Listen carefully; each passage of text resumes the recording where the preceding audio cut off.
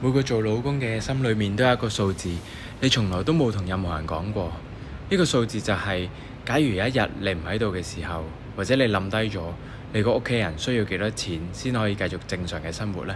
你可能試過深夜瞓唔着嘅時候，突然之間諗起呢件事，供樓做幾耐呢？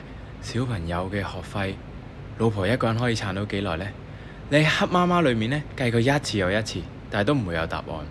但係第二日起身，你咩都唔會講。你唔係唔想講喎，係你覺得講出嚟好似承認咗自己有一日保護唔到你老婆。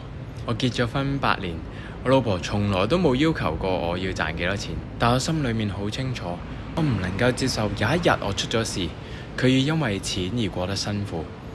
其實好多做老公嘅都一樣，唔係唔想講，覺得好似講出嚟嗰一刻，就好似承認自己有撐唔住嘅一日。